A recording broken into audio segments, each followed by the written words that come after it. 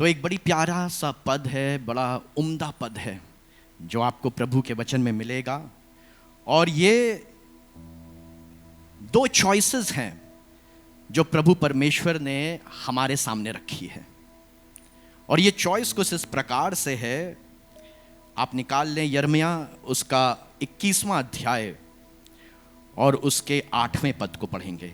8वें पद में ऐसा लिखा हुआ है, और इस प्रजा के लोगों से कह कि यहोवा यूं कहता है, देखो मैं तुम्हारे सामने जीवन का मार्ग और मृत्यु का मार्ग भी बताता हूं। मैं तुम्हारे सामने जीवन का मार्ग और मृत्यु का मार्ग भी बताता हूं। दोनों चीजें हैं, खोल कर रख दी। मेरा परमेश्वर ऐसा है जो किसी पर कभी भी दबाव नहीं बनाता। अगर उसको दबाव बनाना होता ना, तो हमको कभी भी स्वतंत्र सोचने का बल ना देता। उसने हमको यह बल और शक्ति दी है कि हम अपनी बुद्धि और अपने प्राण और अपने दिल से उसकी स्तुति करें। वो कभी नहीं चाहता कि मैं किसी दबाव में आकर उसके नाम को सराहूं। इसीलिए उसने मेरे और आपके सामने, अपनी प्रजा के सामने दोनों बातों को खोल कर रख दिया है। कहा है, देखो मैं तुम्हारे सामने जीवन का मार्ग और मृत्यु का मार्ग भी बताता हूं। यह जीवन का मार्ग और मृत्यु का मार्ग अगर बड़ा सरल होता तो हर कोई चल रहा होता। समझिएगा इस बात को। अगर उस रास्ते पर जो जीवन के मार्ग की ओर जाती है, वो रास्ता बड़ा सरल होता, उसमें कोई कांटा ना होता, कोई परेशानी ना होती, कोई दिक्कत ना होती, तो हर कोई उस पर चल रहा होता ना। कितना, कोई भी इतना मूर्ख तो नहीं है कि बड़ा अच्छा सा सुंदर सा सोने की सड़क दिखाई दे रही है और उसको छोड़कर हम रेतीली सड़क पर चलें। ऐसा कोई करेगा? अरे हमारे यहां तो ऐसे भी हैं जो अभी नई नई सड़क बनी, बिल्कुल अभी फ्रेश सड़क बनी, हम उस पर चलना पसंद करते हैं। वो जो बगल में अभी बनी नहीं है, अब वो हमारे लिए बेकार हो गई। जो बिल्कुल फ्रेश, काली काली, बढ़िया बढ़िया, उस पर चलते हैं क्योंकि अच्छा लग रहा है, चमकदार है। लेकिन सच्चाई की बात यह है कि जीवन का मार्ग और मृत्यु का मार्ग भी है, और ये दोनों मार्गों में से मुझे और आपको चुनना है। परमेश्वर अपनी प्रजा से कह रहे हैं, उसको बता रहे हैं, उसको चिता रहे हैं। और ये कार्य किसको दिया है मालूम? ये कार्य किसको दिया है? उन्होंने ये कार्य यिर्मयाह को दे दिया। और यिर्मयाह बार बार कहते हैं, परमेश्वर यहोवा, ये इतने मुश्किल के कार्य आप मुझको क्यों सौंपते हैं? ये लोग मुझको मारते हैं। जब मैं इनसे सच्चाई बताता हूं, जब मैं इनको इनके कामों के विरोध में चिताता हूं, तो ये मुझे बुरा भला कहते हैं, ये मुझसे दूर भागते हैं, ये मेरी सुनना नहीं चाहते, और यहां तक कि ये मुझे मारना चाहते हैं। क्योंकि सच्चाई तो यही है, जो हमको सही सही बातें बताएगा, हां चिकनी चुपड़ी बातें बताओ, मजेदार वाली बातें बताओ, थोड़ा इधर और थोड़ा उधर की बातें बताओ, तो हमें सुनना अच्छा लगता है। लेकिन यिर्मयाह ने परमेश्वर की आवाज को सुना और सच्ची सच्ची बातें अपने लोगों को बता रहे हैं। और कुछ ऐसा हुआ कि यिर्मयाह ने एक स्वप्न देखा। अब यह विजन है कि नहीं है मैं नहीं कह सकता, लेकिन उसने एक दृश्य देखा, और वो दृश्य कुछ इस प्रकार से है। ये दृश्य देखते हैं, बड़ा खूबसूरत, बड़ा अजीब सा दृश्य है। आप जब खुद आप भी देखेंगे दृश्य, तो आपको भी समझ में बड़ा अजीब सा लगेगा। आप निकालिए यिर्मयाह उसका 24वां अध्याय और उसके पहले पद से हम देखेंगे। यहां लिखा हुआ है, जब बेबीलोन का राजा नबूकदनेस्सर यहोयाकीम के पुत्र यहूदा के राजा योकोनायाह को और यहूदा के हाकिमों और लोहारों और अन्य कारीगरों को बंदी बनाकर यरूशलेम से बेबीलोन को ले गया, तो उसके बाद यहोवा ने मुझको अपने मंदिर के सामने, मुझको मतलब यिर्मयाह को, अपने मंदिर के सामने रखे हुए अंजीरों के 2 टोकरे दिखाए। ये कुछ उस समय की बात हो रही है जब यहूदा का राजा, उसको परमेश्वर पसंद नहीं कर रहा था, वो कुछ गलत कामों में लगा हुआ था। और ऐसा लिखा हुआ है यहोयाकीम के पुत्र यहूदा के राजा योकोनायाह, यहां पर नाम ये दिया हुआ है, और दूसरी जगह पर अभी मैं आपको ले चलूंगा तो वहां पर इनका नाम चेंज कर दिया गया है थोड़ा सा। और ये राजा जो था ये अच्छे कामों को नहीं कर रहा था, और इसलिए इसको सिखाने के लिए परमेश्वर ने यिर्मयाह को एक स्वप्न दिखाया। और स्वप्न कुछ इस प्रकार से था कि परमेश्वर के मंदिर के सामने 2 टोकरे रखे हुए हैं, और इन 2 टोकरों के अंदर अंजीर है। और देख सकते हैं आप, एक टोकरे में कैसी अंजीर है, अच्छी लग रही ना देखने में, बड़ी प्यारी सी लग रही है, मीठी मीठी लग रही है। और एक टोकरे में बड़ी सड़ी हुई अंजीर रखी हुई है। वचन क्या कह रहा है, इसके आगे के पद को पढ़ते हैं, दूसरा पद। एक टोकरे में तो पहले से पके अच्छे अच्छे अंजीर थे, और दूसरे टोकरे में बहुत निकम्मे अंजीर थे। अंजीर निकम्मे कैसे होते हैं मुझे नहीं मालूम, काम तो करते नहीं होंगे अंजीर, हैं?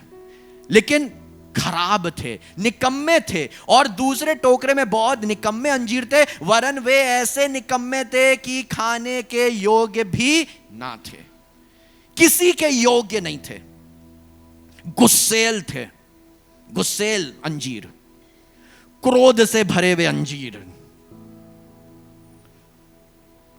सेल्फिश अंजीर। सेल्फिश बताए कोई?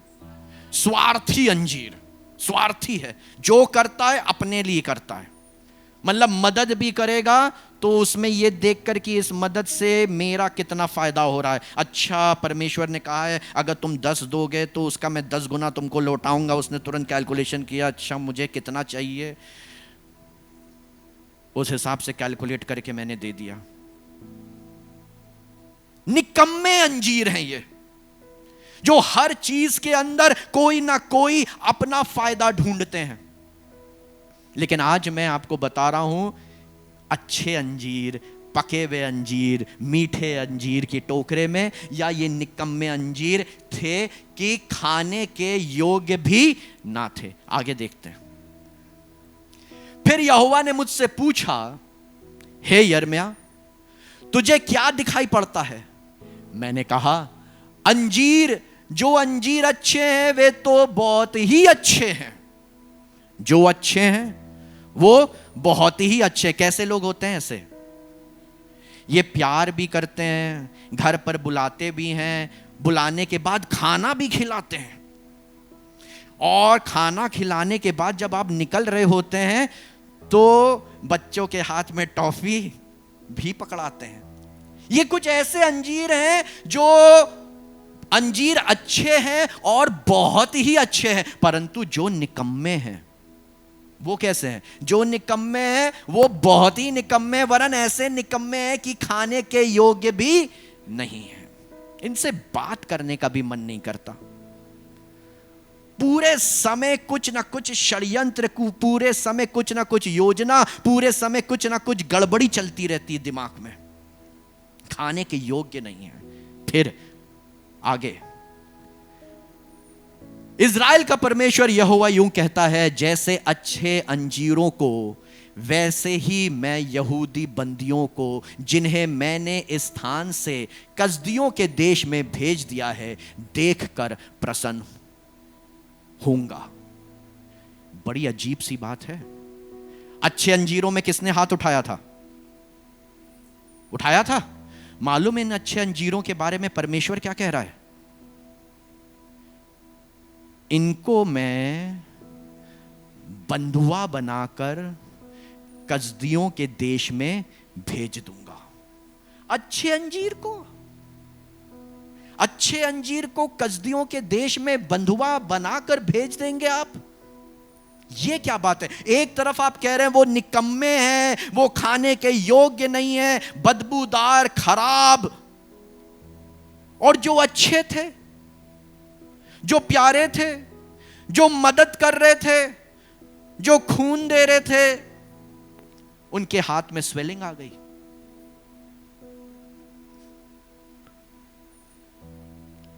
मैं सच बताऊं, यह बड़ी गंभीर बात है, इसको समझने की कोशिश करिएगा।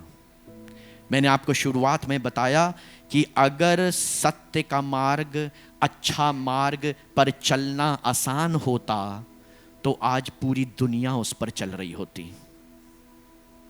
लेकिन क्योंकि ये एक चैलेंज है और इस चैलेंज को मुझको और आपको समझने की आवश्यकता है, और इसीलिए यहां पर यहोवा यिर्मयाह के माध्यम से कह रहे हैं कि ये वो लोग हैं जो कसदियों के देश में भेज दिए गए हैं, और इनको देखकर यहोवा प्रसन्न है। ये कैसी बात है? ये कैसी बात है? आप प्रसन्न हो रहे हैं, आप खुश हो रहे हैं? चलिए इस बात को हम समझते हैं। एक छोटा बच्चा हर मां बाप का दुलारा होता है। ये दोनों बच्चे अपने मां बाप के दुलारे हैं, होंगे ही होंगे, है ना, इसमें कोई शक की बात नहीं। लेकिन दुलार में हम इनको कभी भी बाहर साइकिल चलाने ना दें। क्यों अखिलेश भैया? चोट लग जाएगी, गिर जाएगा, पता नहीं क्या हो जाएगा। तो रखो इसको पूरे दिन अपने घर में, कहीं मत जाने दो, कहीं मत निकलने दो, साइकिल मत सीखने दो, दूध लेने मत जाने दो। ये बहुत प्यारी है।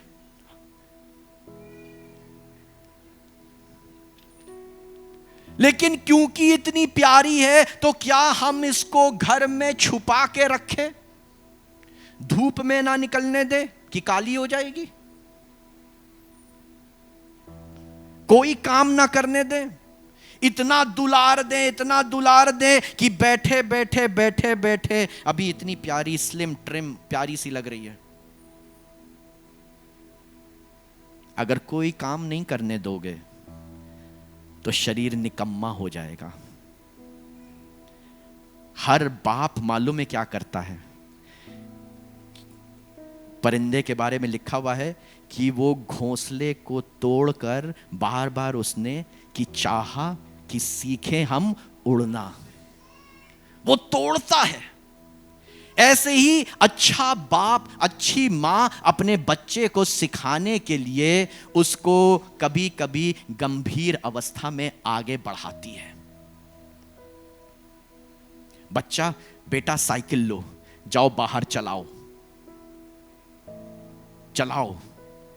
पहले दिन वो साइड वाले पहिए लगाते हैं, पूरी उम्र लगाए रखते हैं कि बच्चा गिर ना जाए। नहीं, एक समय आता है जब वो साइड वाले पहिए हम हटा देते हैं। अब बच्चा चल रहा है, आपने हटाया और वो गिर गया, चोट लगी, मम्मी तुरंत चिल्लाई, पत्नी तुरंत चिल्लाई, यार मना किया था आपसे, अभी वो छोटा है, बाहर मत जाने दीजिए, ये वो। लेकिन बाप को मालूम है कि मुझे इसको मजबूत बनाना है, मुझे उसको दुनिया के योग्य बनाना है, दुनिया का सामना करने के लिए मुझे इसको तैयार करना है। आज लड़कियों को मार्शल आर्ट सिखाया जा रहा है, ताइक्वांडो सिखाया जा रहा है, कराटे सिखाए जा रहे हैं। क्यों? क्योंकि मुझे अपने और कराटे मालूम मुश्किल है। ये यहां से एक ईंटा रखा हुआ है और यहां से आपको बीच में मारना पड़ता है और ईंटा दो टुकड़े हो जाए। बड़ा आसान है, बड़ा आसान है। ये जगह को मजबूत होना पड़ेगा, और ये मजबूत कैसे होता है? कैसे मजबूत होता है? मार मार के मजबूत होता है, चोट लग लग के मजबूत होता है।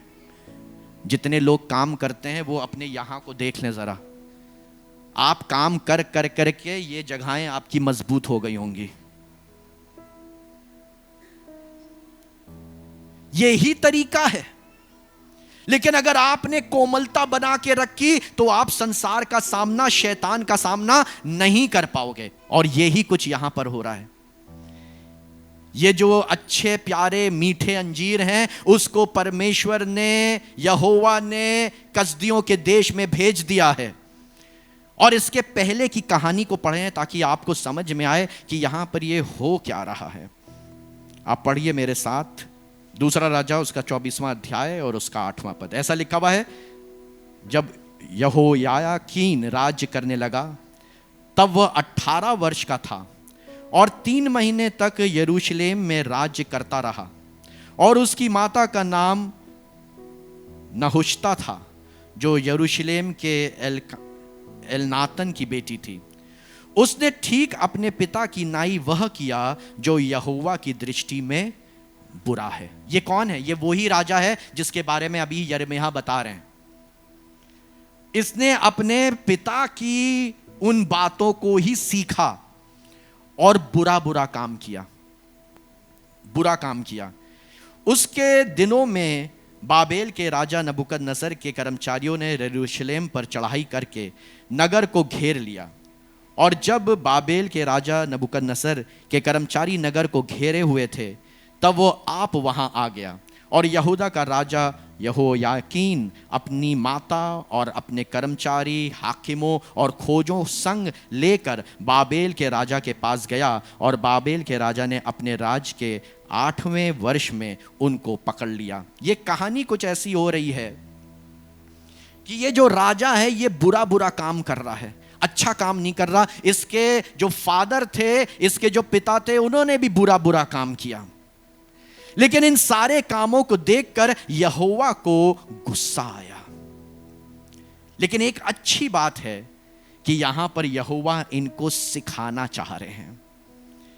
इनको तज नहीं दिया, इनको छोड़ नहीं दिया, लेकिन कुछ सिखाना चाह रहे हैं। और सिखाने के लिए ये पूरा राजा, इसकी मम्मी, इसकी पत्नियां, इसके सब कर्मचारियों को कहां भेज दिया गया? नबूकदनेस्सर के साथ भेज दिया गया। जाओ कुछ समय स्लेवरी में बिताओ, कुछ समय परिश्रम में बिताओ, कुछ समय रिपेंटेंस में बिताओ। मैं आपको बताऊं, कुछ लोग आपको कभी भी रिपेंट नहीं करने देंगे। वो हमेशा आपसे कहेंगे नहीं दीदी बहुत अच्छी हो। आप जैसे ही आके कहेंगे कोई बात, वो कहेंगे नहीं आज पता मुझसे ये गलती हो गई, मैंने उसको बुरी तरह से बोल दिया। हाँ तो कोई गलत थोड़ा ना किया, वो ऐसे गंदी तरीके से बात करती है, आपने बिल्कुल सही किया, बिल्कुल सही से जवाब दिया, ऐसे ही उसके साथ होना चाहिए। कुछ लोग आपको आपकी गलती नहीं मानने देंगे। आप प्रार्थना करने बैठे हैं, जिसको आप पसंद नहीं करते उसके लिए आप प्रार्थना नहीं कर रहे। मालूम है शब्द ही नहीं है। हमें ऐसा लगता कहीं कि कहीं ऐसा ना हो कि मैं प्रार्थना करूं और उसको आशीष मिल जाए, क्योंकि वो तो मेरा दुश्मन है। और यही वो बातें हैं जो अगर कोई चेता दे, नहीं तुम अपने दुश्मनों के लिए भी प्रार्थना करो, उनके लिए भी प्रार्थना करो, उनको भी माफ करो। ये बातें मुझको और आपको समझ में नहीं आती हैं। और इसीलिए यहां पर यहोवा इन लोगों को एक मौका दे रहे हैं, यहूदा के राजा को मौका दे रहे हैं। जाओ कुछ समय स्लेवरी में बिताओ, नबूकदनेस्सर के पास बिताओ, मैं तुमको कुछ सिखाऊंगा, मैं कुछ तुमको समझाऊंगा। और इसीलिए अभी हमने यिर्मयाह में पढ़ा क्या लिखा हुआ है, जब उनको बंधुआ बनाकर कसदियों के देश में भेज दिया गया तो ये देखकर यहोवा प्रसन्न हुआ। क्यों प्रसन्न हुआ? वो इसलिए प्रसन्न हुआ क्योंकि वो चाहता था कि मेरे लोग अपनी गलतियों को माने, पश्चाताप करें और मेरी ओर फिरें। अगर हम कभी भी ऐसी परिस्थिति में नहीं फंसेंगे, कभी भी ऐसी परिस्थिति में नहीं जाएंगे, हम नहीं सीख पाएंगे। जो लोग वो बुरे वाली टोकरी में अपने में मजा ले रहे हैं, परमेश्वर उनके साथ कभी भी ये भलाई नहीं करेगा। हम जिससे प्यार करते हैं, हम उसको 10 बार चेक करते हैं, हम उसको 10 बार समझाते हैं। आप अपने बच्चे से प्यार करते हैं, आप उसको 10 बार समझाएंगे कि बेटा पढ़ो। और यही कारण है यहां पर यहोवा प्रसन्न है इस बात से कि यहूदा का ये राजा अपने सब कर्मचारियों के साथ ये बाबेल के या बेबीलोन के राजा नबूकदनेस्सर के पास एक स्लेव बन के रहे, जहां पर इसको परिश्रम करना पड़ेगा, जहां पर इसको हर समय यहोवा की दुहाई देनी पड़ेगी। आपकी जेब भरी है, आपके घर में बहुत सा खाना है। हम पता कई बार बड़ी काम चलाऊ दुआ करते हैं।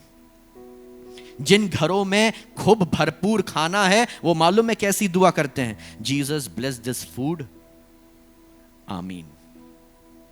लेकिन जिन घरों में बड़े मुश्किल से खाना आया, मालूम है वो उसी खाने के लिए 10 बार धन्यवाद करते हैं। धन्यवाद, धन्यवाद यीशु, आज आपने रोटी दे दी। यीशु धन्यवाद, यीशु आज आपने मुझे खाने के लिए दाल दे दी, आज आपने मुझे खाने के लिए सब्जी दे दी। क्योंकि मेरा पेट भरा रहता है तो मुझे रोटी तो दिखाई नहीं देती। मैं रोटी के लिए कितनी बार धन्यवाद करूं? रोटी तो धन्यवाद के योग्य है ही नहीं, जब तक कि कुछ बड़ा ना हो। क्यों? क्योंकि हमारा पेट भरा हुआ है, हमारी जेबें भरी हुई हैं, हमारी सोच और विचार इन सब बातों से भरे हुए हैं, आशीषों से भरे हुए हैं, इसलिए हमको जरूरत ही नहीं महसूस होती। आप कभी बीमारी नहीं पड़े? क्योंकि आप कभी बीमार नहीं पड़े तो आप क्या जाने पेट का दर्द क्या होता है। लेकिन कई बार हम इन रास्तों से होकर इसलिए गुजरते हैं ताकि हम सीखें और अपने मन को परिवर्तित करें। यहोवा हमको इसलिए ले गया, कसदियों के देश में ले गया, ताकि वहां पर ये लोग कुछ ना कुछ परिश्रम करें और परिश्रम करके माफी मांगें और यहोवा की ओर अपने मन को करें। देखिए, इसके बारे में परमेश्वर ने लिखा भी है। यिर्मयाह उसका 24वां अध्याय और उसके 7वें पद को पढ़ते हैं, और ऐसा लिखा हुआ यहां पर, और मैं उनको ऐसा दिल दूंगा, मैं उनको ऐसा दिल दूंगा। मैं अपने दिल के बारे में सोचिएगा। यहोवा कह रहा है, और मैं उनको ऐसा दिल दूंगा कि मुझे पहचाने कि मैं खुदावंद हूं। मैं उनको ऐसा दिल दूंगा कि वो मुझे पहचाने कि मैं खुदावंद हूं। आप क्या इस बात की ग्रेविटी को, इस बात की सीरियसनेस को समझते हैं कि वो यहोवा खुदावंद है? ऐसा लिखा हुआ, मैं उनको ऐसा मन कर दूंगा कि वो मुझे जानेंगे कि मैं यहोवा हूं, उसके महत्व को पहचानेंगे। जब तुम मुसीबत के रास्ते में जाते हो ना, एक एक बात के लिए यहोवा को पुकारते हो, तो तुम्हारा सारा जो मन है वो उसकी ओर लगा रहता है। लेकिन अगर तुम अपने आप में बहुत कुछ बनते हो, तो तुम अपने अंकल की ओर देखोगे, अपनी आंटी की ओर देखोगे, अपने बॉस की ओर देखोगे, अपने दोस्त की ओर देखोगे, अपने पति की ओर देखोगे, अपनी पत्नी की ओर देखोगे, अपने बुढ़ापे के लिए अपने बच्चों की ओर देखोगे।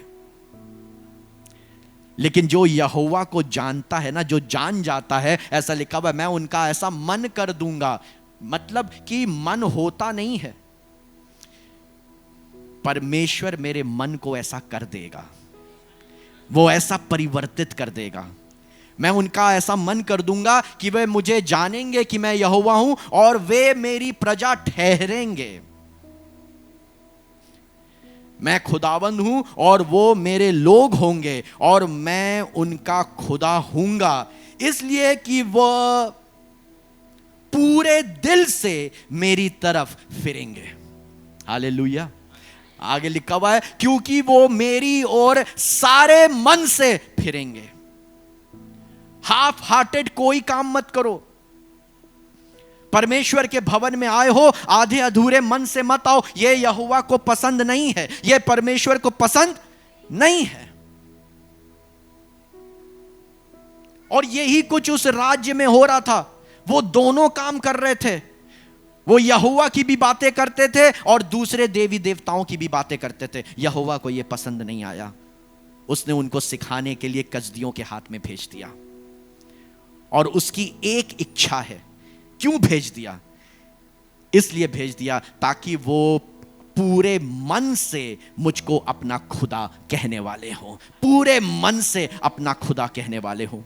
अगर तुम्हारे पास कभी कोई दिक्कत नहीं आई, परेशानी नहीं आई, बीमारी नहीं आई, तुमको कभी घुटनों पर आकर रो रो कर उससे मांगना नहीं पड़ा, मैं तुमको बता रहा हूं तुम बर्बादी वाले टोकरे में हो। यहोवा तुमसे प्यार ही नहीं करता। जितने लोग परेशान हो, बीमार हो, कमजोर हो, याद रखो, खुश हो, आनंद मनाओ, क्योंकि यहोवा तुम्हारे साथ है। ये एक पहचान है। जब वो शद्रक मेशक अबेदनगो को देख रहे थे तो वो प्रसन्न हो रहे थे। क्या विश्वास है।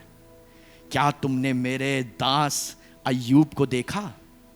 किसको छोड़ा? अच्छा बताइए आप, किसको छोड़ा? एक नाम बताइए कि उसको महिमा दी, उसको सब कुछ दिया, लेकिन उसको बख्श दिया। अब्राहम, बेटा ही मांग लिया, किसी को नहीं छोड़ा।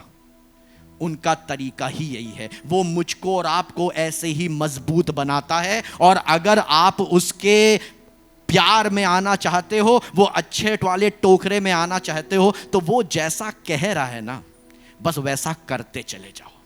वो जैसा सिखा रहा है वैसा करते चले जाओ। तुम्हारी थोड़ी सी कमाई में वो तुमको इतनी बरकत देगा, इतनी बरकत देगा कि तुम खुद सोचोगे कि ये हो कैसे रहा है।